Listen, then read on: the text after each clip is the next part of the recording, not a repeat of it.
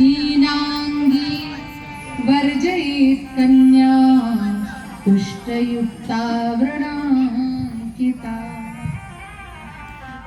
गंधस्फुरित हीनांगी विशाल कुल संभवा। ऐसी कन्या का वरण पूजन नहीं करे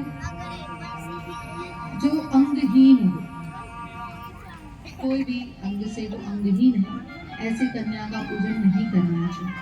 किसी प्रकार का शरीर में रोग है, ऐसी कन्या का भी पूजन नहीं करना चाहिए। आगे कहते हुए कहते हैं रजस्वला कन्या का पूजन नहीं करना चाहिए। वह कन्या जो किसी विधवा स्त्री से जन्म ली हो, उसका भी पूजन नहीं करना चाहिए। वह कन्या जिसको ना कोई सुगंध मिलती हो, ना कोई दुर्गंध मिलती हो, और जो जिसके कुल गोत्र का पता न हो, ऐसी कन्या का भी पूजन नहीं करना। ये स्पष्ट बताया गया है। कैसे कन्या का पूजन करें? अरोगिणी शुरूपांगी सुंदरी व्रणवर्जिता एक वंश समुद्भूता कन्या सम्यक प्रपूजये। जो सुंदर हो, संपूर्ण अंगों से युक्त हो, जिसे किसी प्रकार का रोग न हो, जो एक ही वंश में उत्पन्न हुई हो, ऐसी कन्या का पूजन करना चाहिए। अब फिर आती है कि भाई कन्या पूजन के समय किसका किसका पूजन कर सकते हैं? तो बहुत स्पष्ट कहा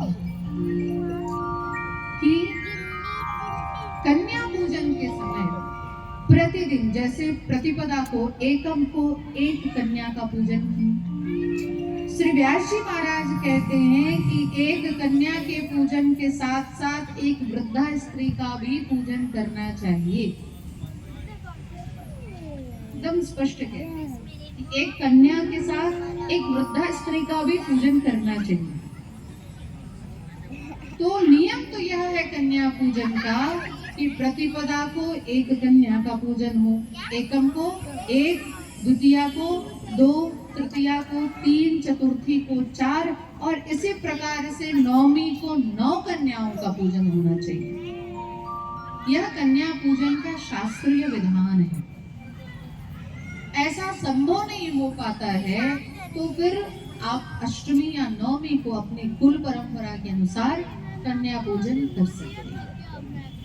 फिर बात आती है कि किस कार्य हेतु, अगर आप किसी कामना से कन्या पूजन करना चाहते हैं तो किसका पूजन करें?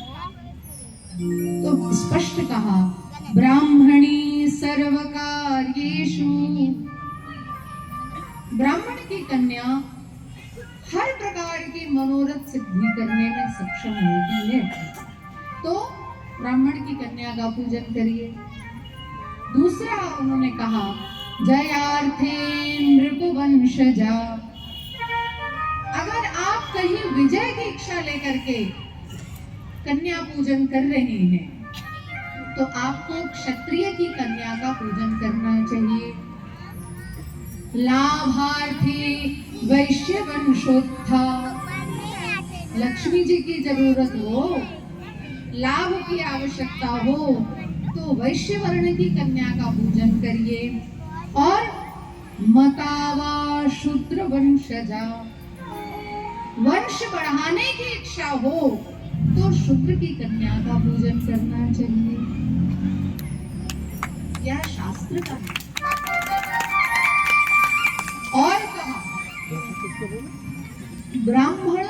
ब्राह्मण की कन्या का पूजन करे, क्षत्रिय ब्राह्मण और क्षत्रिय दोनों कन्या का पूजन करे, वैश्य ब्राह्मण क्षत्रिय और वैश्य तीनों कन्या का पूजन करे, और शुद्ध चारों वर्णों की कन्या का पूजन कर सकता है। ऐसा विधान शास्त्र के द्वारा किया गया। और इस प्रकार से नवमी के दिन विधि पूर्वक नवमी तिथि रहते ही हवन पूर्ण कर लेना चाहिए। दशमी में पूर्णाहुति नहीं करनी चाहिए। नवमी रहते ही पूर्णाहुति यज्ञ की हो जानी चाहिए। दशमी में पूर्णाहुति नहीं करना चाहिए, उसका दुष्परिणाम होता है, ऐसा श्री व्यास जी महाराज कहते हैं। और यह नवरात्रि की विधि है, व्यक्ति अपने सामर्थ्य के अनुसार भगवती की साधना इस नवरात्रि विधि के अनुसार कर सकता है। इस नवरात्रि का क्या परिणाम है, क्या फल है, इसका वर्णन श्री व्यास जी महाराज ने आगे भगवान श्री राम और श्री कृष्ण की कथा के माध्यम से किया है, जिसको फिर कभी हम आपको सुनाएंगे। आज की कथा का यही विश्राम, और कल भगवती कल, क्योंकि अब कल और परसों 2 ही दिन समय बचेगा, और समय थोड़ा क्या है ना, आप लोग भी कम वक्त हैं और हम भी कम वक्त